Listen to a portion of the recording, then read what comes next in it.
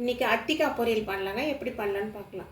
First அத்திக்காவை 2 வாட்டி தண்ணியில் நல்லா அலசிட்டு ஒரு பாத்திரத்தில் போட்டு கொஞ்சமாக தண்ணி சேர்த்து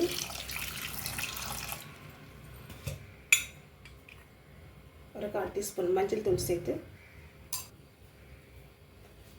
தேவையான உப்பு சேர்த்துக்கலாங்க.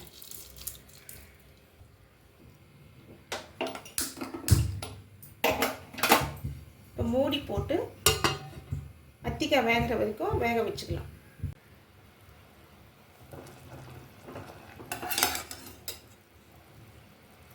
வெந்துடுச்சுங்க. ஸ்டவ் ஆஃப் பண்ணிடலாம். இப்போ ஆற வச்சுக்கலாங்க. இல்லைங்க, அத்திக்காவை ஆற வச்சுட்டு உதிர்த்துக்கலாங்க.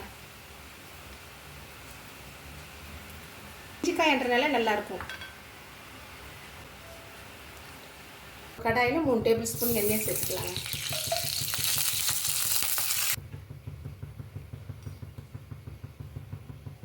ஒரு டீஸ்பூன் சோம்புங்க, 1 டீஸ்பூன் உளுத்தம்பருப்பு, 1/2 டீஸ்பூன் சீரகம்,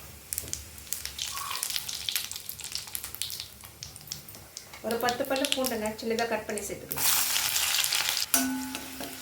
பெரிய வெங்காயம் நைஸாக கட் பண்ணி சேர்த்துக்கலாம். 2 பச்சை மிளகாய் கட் பண்ணி சேர்த்துக்கலாம். கொஞ்சமாக கருவேப்பிலை சேர்த்துக்கலாம். வெங்காயம் 50% வதங்கணுங்க.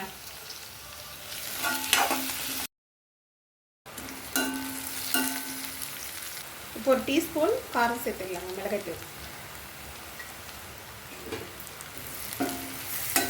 இப்போ உதிர்த்து வச்சிருக்கிற அத்திக்காவை சேர்த்துடலாங்க. லோ ஃப்ளேமில் 15 நிமிஷம் வதக்கிக்கலாங்க. இந்த அத்திக்காவுக்கு கொஞ்சம் கூட எண்ணெய் இருந்தால் தான் நல்லாயிருக்கும். வதங்கிடுச்சுங்க. ஸ்டவ் ஆஃப் பண்ணிடலாம். 15 நிமிஷம் ஆச்சுங்க வதங்குறதுக்கு.